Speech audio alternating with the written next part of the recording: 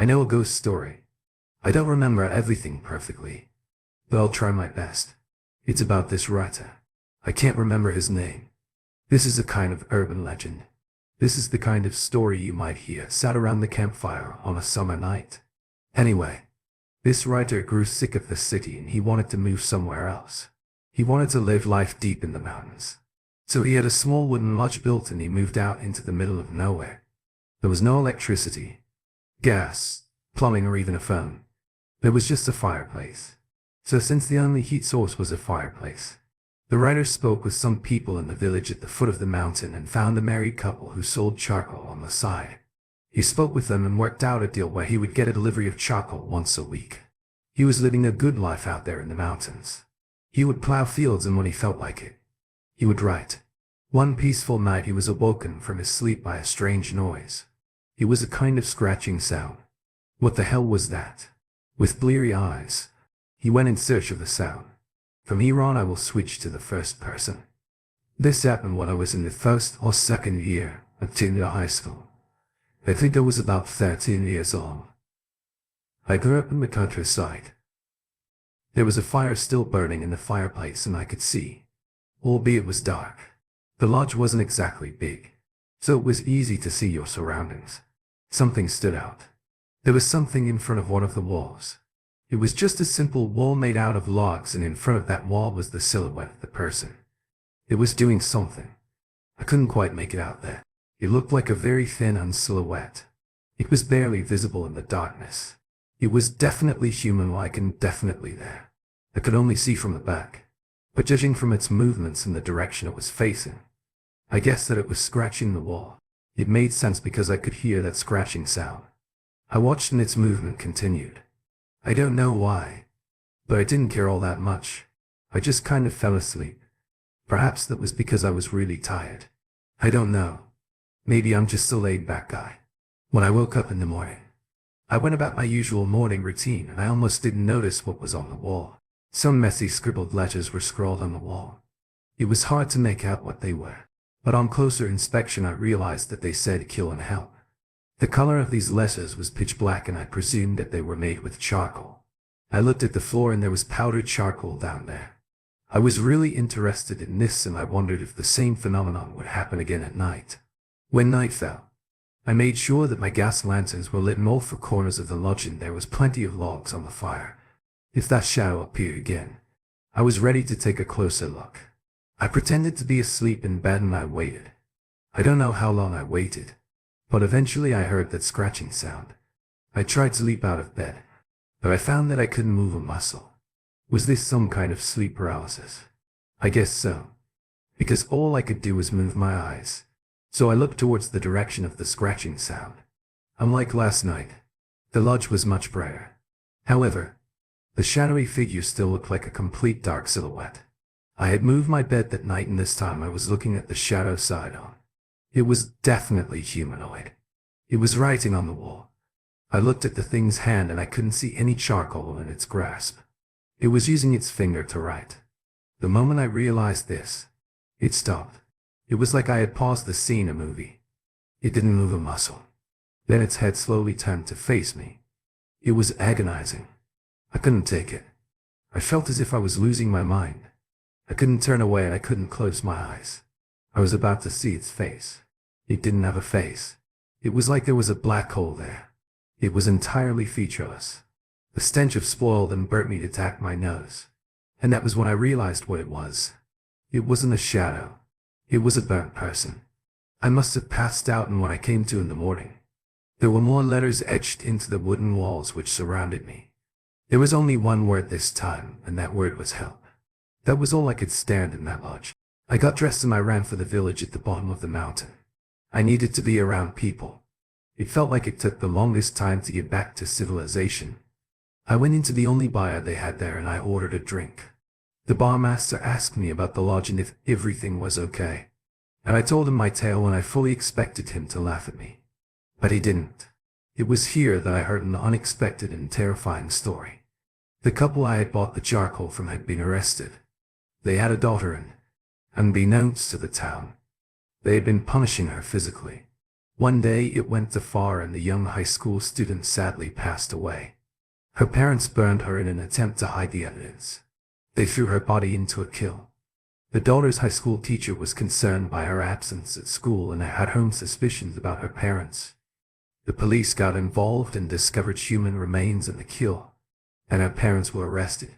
They confessed under police interrogation. I nearly threw up when something dawned on me. The charcoal that the couple had been delivering. It couldn't be. Could it the daughter's remains? I returned to the lodge after a few more drinks and collected all the remaining pieces of what I was told was charcoal and took them to a local temple to mourn for that girl's spirit. This happened about a year ago. I had a really cute girlfriend at the time. She was in her second year of university, and I noticed she didn't seem to have any female friends. I didn't hear any rumors about her, and I felt pretty lucky to have her as my girlfriend. I really tried my best to treat her right and to take good care of her. My hometown was about an hour away from her university, and it became a bit of a pain to go back and forth from that place so regularly. I moved into a dorm after a while. She didn't go back to see her family because of the same reasons. They were far away. It turns out that she was just living with her mother back home.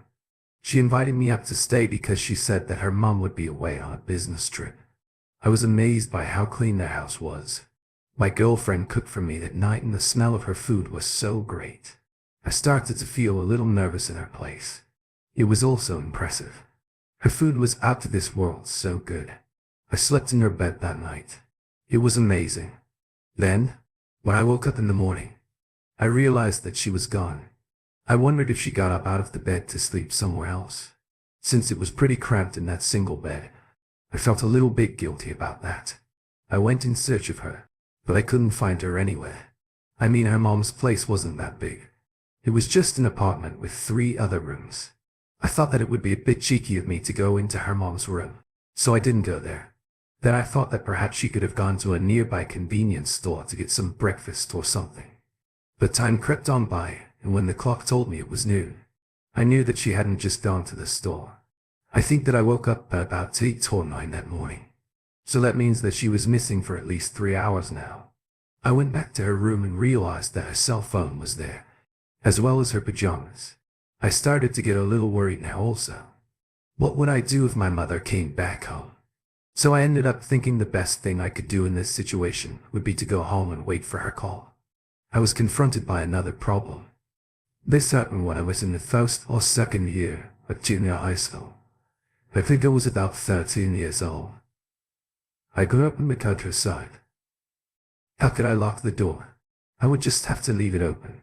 I guess I thought that it wouldn't be a bad idea to do that, just in case my girlfriend didn't have a key with her. The next day, on the way back from college, I decided to stop by and talk to a good friend of mine. He often let me stay over since he had a big place. For the sake of anonymity, I'll call this guy Y. Y had been my friend since elementary school. He had never had a girlfriend, but he would always help me with my relationship issues. It became kind of a ritual to go to his place and bring some booze if I was ever having troubles. And we would always talk it out. I'm not sure if he ever wanted to hear my troubles or if hearing it annoyed him or not, but nonetheless that's what we did. I turned up with alcohol and we started to talk about our usual day-to-day lives and what we did yesterday, etc. I then went on to what happened in the morning. The last time I saw my girlfriend, I could see him listening. Or was it pretending to listen? He had a look on his face that could only be described as mild interest. However, when I finished my story, I got to the point where she was gone and I didn't know why. He shot up to his feet and got incredibly angry at me and said, "Why did you tell me that? I felt really weird about this." He was standing there, glaring at me like he was gonna fight me. Seeing my friend like that with such anger on his face really startled me. He was literally shaking with either anger or fear. I couldn't decide what the hell was up with this guy. I was wondering. I felt like I had to calm him down. Thinking back on it, now it feels like it was a miracle that he didn't fly off the handle and hit me. I spoke to him in a calm voice and asked him what made him so angry, to which he replied with gap-blind apologies. He kept saying how sorry he was, but not explaining the reason for his anger. Then he said something like this, "Look, man, I'm really sorry. I'm a friend of yours. But yeah, I can't do it. Man, I can't do it. I'm sorry. I know it's not nice to ask this, but I need you to go. Man, can you just leave? He was literally pushing me out of the door. I was protesting and telling him how dumb this was and how unreasonable he was being. But he just kept saying sorry again and again. He pushed me to the door, and of course I wasn't fighting back, because to me this wasn't a fight worth fighting. It was just confusing. He pushed me out of the door and slammed it shut, and I heard him lock it and throw the chain on. He never usually put the chain on. Since he pushed me out, I didn't even get a chance to put my shoes on. He always wanted me to take off my shoes. There I was in my socks and the ground was ice cold. Now it was my turn to get angry. I called his phone, but why didn't pick it up or come out? After several calls, I realized that he had turned it off. I started to kick his door with all my might, but kicking a door shoeless in the cold sucks. I gave up after a while and I just went to McDonald's to get out of the cold. Something weird was going on. I decided to call my girlfriend. I sent her a couple of messages, and when she didn't respond, I tried calling her. I didn't get any response from her. It was really bad and I was incredibly nervous for her. I spoke to people at university, teachers and acquaintances, and it seems like no one had seen her since the night that I stayed over her place. I was too scared to go to the police because I could have been charged with her disappearance. I know it's terrible, but I didn't go to the police and I live with that. This is where things got a little more weirder for me. I wasn't asked about her because she apparently had another boyfriend, one who met her mother, and I'm guessing that guy didn't know about me, just like I didn't know about him. It seemed like he was the one who got asked about her whereabouts. This is almost the end of my story. I don't know what got my friend. Why so angry? And that really scares me. He doesn't speak to me. Even when I saw him on campus, he ignored me like I didn't exist. I started to think he knew something about what happened to her that night or that morning. Shortly after this, I went somewhere. And of course I have no idea where he went. I got an email from him that said, "Don't look for me. I'm really worried about my girlfriend." Why is hiding something? I know he is. I wish there was a proper ending to this. But it's all up in the air still. I lost my best friend and my girlfriend, and I'm terrified that the police are going to come knocking on my door soon. This happened when I was on a business trip a few years ago. I didn't work for the same company anymore, but I was sent on a trip to Kyushu after work. I went out alone to get some dinner and to have a couple of drinks. I found a nice little spot downtown, a little ways away from the hotel I was staying. I used to end up eating and drinking alone quite a bit on these business trips, and I didn't mind that. So after I had my dinner and drinks, I decided to head back to the hotel. I wasn't drunk, just a bit tipsy, I guess. I hailed a taxi and hopped in, and after 3 minutes of riding in the taxi I noticed something strange. The driver seemed to be whispering about something. At first I thought that he was talking to me, but then I realized he wasn't. It was pretty weird, so I just ended up ignoring him. After a while I became curious and decided to try and figure out what he was saying. But once I started listening to him, I realized that he was just mumbling some incomprehensible monologue. I remember a few phrases he said which might help contextualize this story a bit. He said things like, "It's dangerous upstairs if the battery runs out. Just keep going straight." It probably made sense to him, but it didn't make sense to me. I wondered if the taxi driver was mentally ill or something. Not that it mattered. He was driving really well and I was happy with that. And we were pretty close to the hotel at this point. So, despite being a little weirded out, I stayed in the taxi. I wondered if something weird was going to happen when I went to pay him for the ride. But he was completely normal. It was as if he was a different person when he was driving. I looked at him and he looked at me for a moment. Then, when the door was shut, he pulled away slowly. That's when I saw it's something that'll stay with me until the day I die. I saw someone in the taxi. I was looking through the taxi's windows and I saw a middle-aged woman sat in the back of the taxi. She was sat in the seat directly behind the driver and I had been sat on the other seat next to her. I was alone in that car. I know I was. It was just the driver, and she shouldn't or couldn't have been in there with me. She was wearing a suit. It looked like quite an old one. Like it wasn't the fashion of the time. It would be like seeing someone wearing clothes from another era like the 70s. I saw her face. It was absolutely expressionless. She was staring towards the driver. I almost instantly sobered up. I felt my skin turn cold and the onslaught goosens. I was really freaked out that night. I slept with the lights on and I didn't even want to take a shower. I didn't want to be any place where I was vulnerable. Nothing further happened that night. But I still have no idea what that was. But sometimes I wonder if that taxi driver is okay. My grandfather, on my father's side, told me a story about his hometown. Well, I guess an urban legend is a more appropriate phrase. Anyways, he comes from the countryside. Have you ever heard of yokai? They're kind of demon fairy or goblins out here in Japan. I'm sure that definitions will vary based on each case. And you might even consider these things cryptids. You might not. Anyway, Japanese folklore is rich with yokai stories. And I want to tell you about the one my grandfather warned me about. Its name is Gosha. He told me, if you don't listen properly or you don't do as I say, then the Gosha will come and eat you. It's a good tactic there. Well, I didn't grow up in the countryside. But every time I would visit my grandparents, I'd be a little older and a little smarter. Well, always on the first side. That's what I thought. Anyway, when I got to the right age, I challenged him on the whole Gosha thing. I asked him outright what it was. Well, Grandpa just ignored me and didn't explain it to me. So I went to ask my dad and he told me it's this creature that comes to take children in the night. We shouldn't talk about it. But legend has it that when it comes it makes a terrible noise. Well, naturally, that scared the hell out of me. My ears were pricked for every sound they could hear.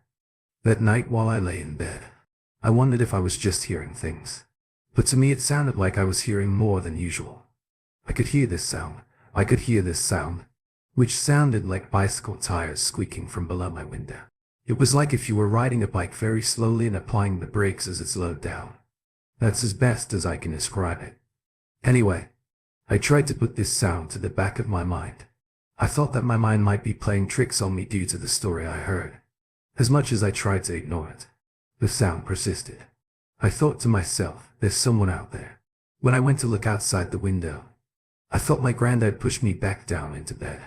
I didn't even hear him coming. He looked at me with a stone look and, even though no words were exchanged, I understood what he meant. Don't go near the window. Don't look out there. I heard that strange squeaking brake sound for 4 nights in a row. After that I needed the window open because it was midsummer. It was very distracting. These kinds of stories of monsters, yokais and cryptids, however you want to categorize them, used to scare me when I was in elementary school. But as I got older and as I realize now, I should have been more concerned that there was a prowl out there. You know something, human. A burglar or a home invader. I spoke with the neighborhood kids. Some of them had heard these noises, and they didn't think it was some monster known as the Gosha. Outside, they, like me, thought that it could be a person. I was also told that the monster known as Gosha respected our national holiday of Born, and it wouldn't be lurking out there. I know this is a pretty strange story. Just stay with me. This happened when I was in the first or second year of junior high school. I think I was about 13 years old. I grew up in the countryside. As this is the premise, Obon is a festival here in Japan where the spirits return to our world, and it's a chance to pay respect to those spirits. We would always visit my grandfather in summer around Obon time.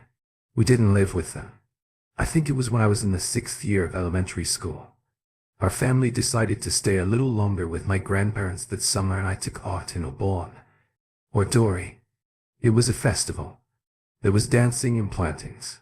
Imagine those long summer nights as the backdrop for this story. The festival began outside the village hall.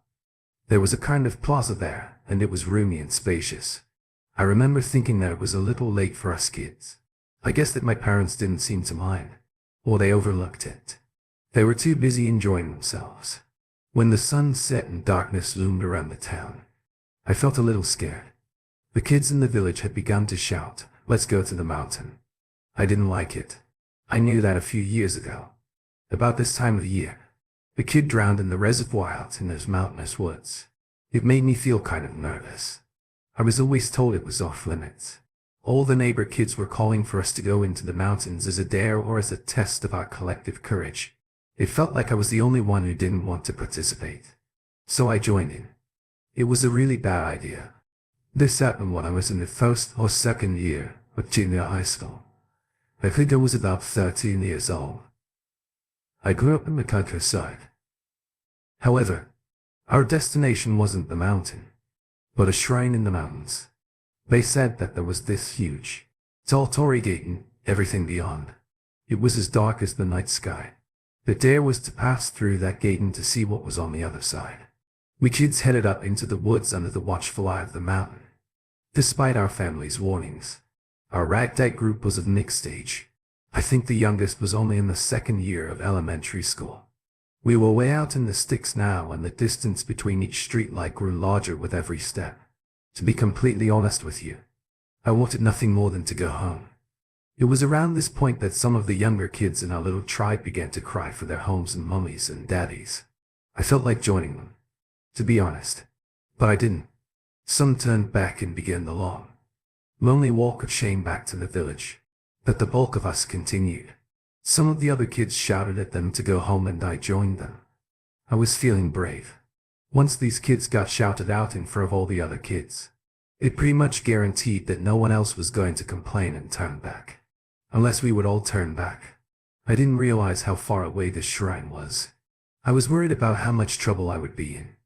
I was sure that my parents would be angry. Then I heard something. Something familiar and something disturbing. I heard the sound of a bicycle braking slowly. It sounded like it was coming from behind us.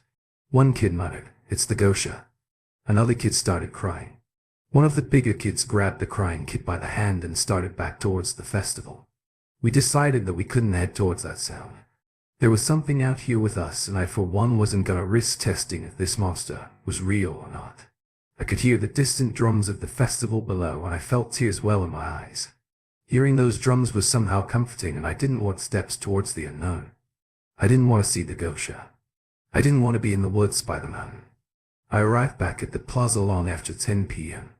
All the parents were angry because they thought we had all gone home to bed. We didn't tell the parents about the sounds we heard out in the woods. There was an uproar. When I woke up the next morning, and before I could rub the sleep from my eyes, my mother was asking me about a kid who was present in our little trip up to the shrine in the woods by the mountain. I was certain that he made it home.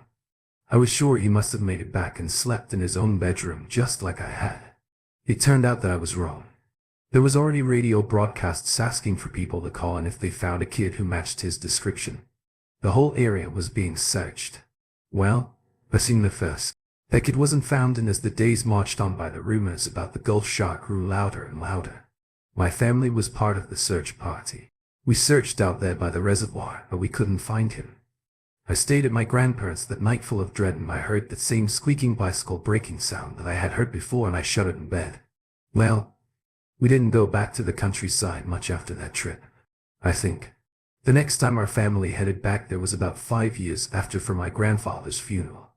When we came back for the funeral, my relatives were all pleased to see me, and it was nice to be back. During the 5 years I had been away, the body of the missing kid had been discovered.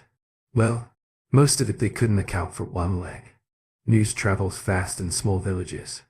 People still said that they heard that breaking, squeaking sound from time to time, especially around the shrine. Some thought that it could have been the missing kid. Some thought that it could have been the Gosha. Others thought that there was no such monster, no such cryptid, just a disturbing and terrifying human capable of abducting naive children. Apparently, there was a well-known pervert in the area. About 5 years back, I was relieved to hear that no other kids went missing in my grandfather's countryside town. I just think that it's amazing that I'm still around these days. I guess some superstitions and warnings from days gone by aren't foolish but helpful. They have their functions. Who knows? This happened when I was in the first or second year of junior high school. I think I was about 13 years old. I grew up in the countryside. Perhaps there is something that lives out in the woods known as the Goshi.